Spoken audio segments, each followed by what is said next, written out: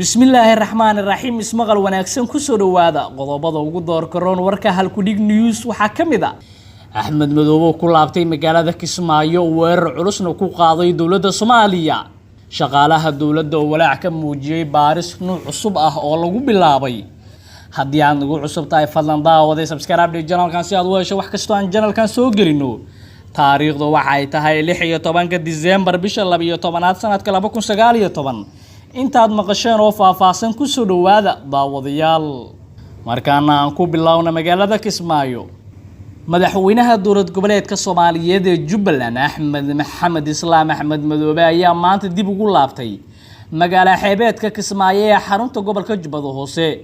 Axmed Madoobe oo hogaaminayay xubno ka tirsan maamulkiisa oo maalmahan dambe ku sugnaa magaalada Nairobi ee caasimadda dalka Kenya ayaa waxaa si diiran lagu soo dhaweeyay garoonka Kismaayo iyadoo si aad ah loo adkeeyay ammaanka magaaladaasi inta uu ku sugnaa madaxweynaha Jubbaland Nairobi waxa uu kula kulmay xubno ka tirsan beesha caalamka isagoo kala hadlay xaaladda Soomaaliya gaar ahaan doorashada 2020 khilaafka maamulkiisa kala dhaxeeya dawladda federaalka iyo arrimo kale sidoo kale waxa uu la kulmay siyaasiyiin caan ah oo kamid yihiin madaxweynihii hore ee dawladda ku meel gaarka ahayd Sheekh Shariif Sheekh Ahmed ahna gudoomiyaha madasha xisbiyada qaran iyo madaxweynihii hore ee Koonfur Galbeed Shariif Xasan Sheekh Aadan oo ay saaxiibo ku yihiin siyaasadda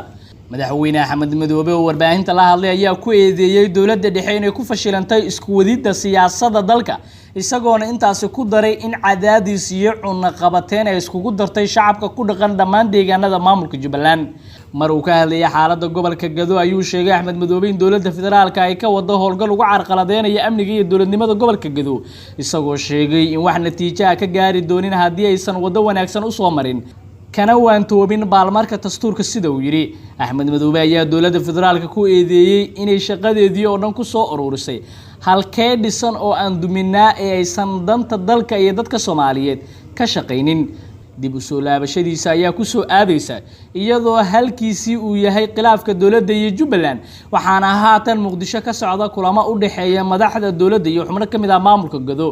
oo dhawaan sheegay inay ka go'een maamulka kuna biireen dawladda Soomaaliya tan iyo markii dib loo doortay Axmed Maxamed Islaam Axmed Madoobe madaxweynaha Jubbaland waxay Jubbaland wajahaysay khilaaf ka dhashay doorashooyinkii maamulkaasi kadib markii ay ka hortimid dawladda dhexe oo marar badan xayiraad ku soo rogtay magaalada Kismaayo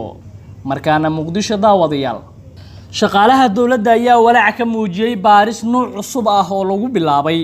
doorkii maalmood ee la soo dhaafay magaalada Muqdisho waxaa ka socday hubin kale oo la marinayo shaqaalaha dawladda ee dib loo diiwaan gelinayo balse midan waa nooc ka duwan kuwii hore siday ogaatay caasimadda online oo warkan qortay kadib qaraxii lagu dilay gudoomiyihii hore ee gobolka Banaadir shaqaalaha dawladdu waxay mareen dhowr jeer oo hubin iyo dib u diiwaan gelin ah waxaana kamid ahaa in qofka shaqaalaha ay la diiwaan gelinayo la weydiiyo su'aalo hubin ah isla markaana uu la yimaado damiin buuxa oo loo raacan karo wixii dib ah uu geysto sida aan xogta ku helnay waxa hadda lagu soo kordhiyay hab cusub oo inta badan shaqaalaha dawladda walaac ka muujiyeen iyo kalsooni darro amni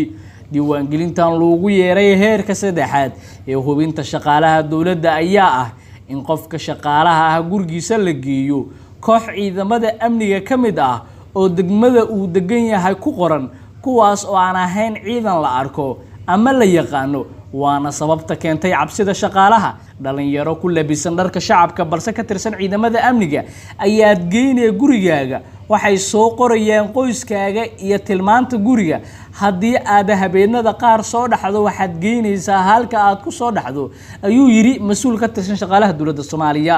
sababta walaaca keentay ayaa lagu sheegay in ciidanka shaqadaas qaabilsan oo ka tirsan hay'adaha ammaanka aysan ahayn ciidan habraac sax ah soo maray kalsooni weyn ah lagu qabi karin qorshahan ayaa la sheegay in dawladda federaalka ay ku damacsan tahay in lagu xaqiijiyo ogaanshaha haddii shaqaalaha dawladdu ay sameeyaan xiriirada ay ka imaan karto halis amni sida xiriirada Al-Shabaab oo hore shaqaale dawladeed ugu adeegsatay weerar ay ka fulisay Muqdisho iyo meelo badan oo kamid ah dalka Soomaaliya waxaana qaraxa ka dhashay dhimasho iyo dhaawac badan oo soo gaaray mas'uuliyiinta gobolka Banaadir ugu horeeyay duqii Muqdisho injineer Yariiso Allah u naxariistay daawadayaal waa naga inta warkad kala socoteen halkudhig news haddii aad ugu cusub tahay fadlan daawada subscribe channelkan